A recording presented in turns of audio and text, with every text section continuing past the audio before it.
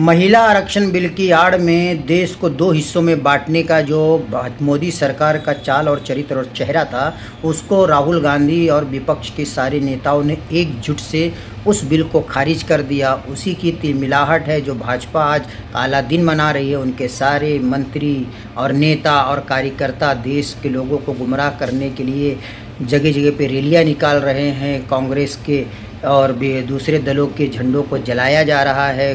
कांग्रेस के कार्यालयों पे तोड़फोड़ की जा रही है। हालांकि कांग्रेस ये चाहती है कि जो 2023 में जो महिला आरक्षण बिल लागू हुआ था उसे ही लागू किया जाए और जो आज मौजूदा जितनी लोकसभा की सीटें हैं उन्हीं सीटों में से उन महिलाओं को आरक्षण और रिजर्वेशन दिया जाए।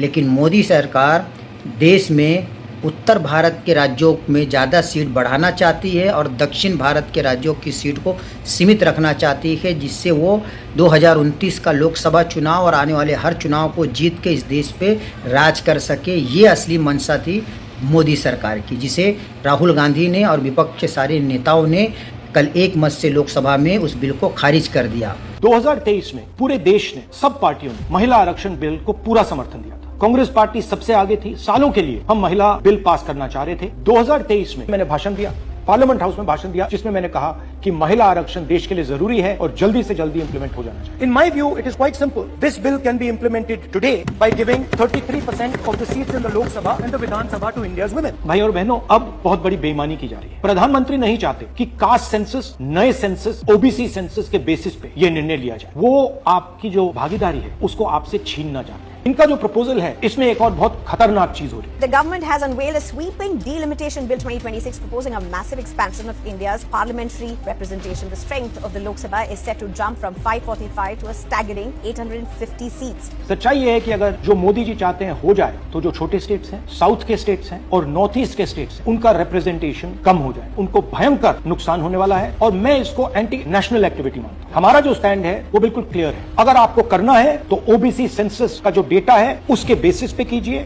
2026 के सेंसस के बेसिस पे कीजिए, 2011 के सेंसस के बेसिस पे मत कीजिए, क्योंकि उसमें ओबीसी का, पिछड़े वर्ग का कोई डेटा नहीं है। और अगर आप सचमुच में वुमेन्स बिल इंप्लीमेंट करना चाहते हो तो आपके पास वुमेन्स बिल पड़ा हुआ है, उसको आप इंप्लीमेंट कीजिए, हम आपको पूरा समर्थन देंगे। मेरे इस वीडियो को अगर आपको समझ में आया तो लोक हित में और महिलाओं के हित में ज़्यादा से ज़्यादा इसे शेयर करें।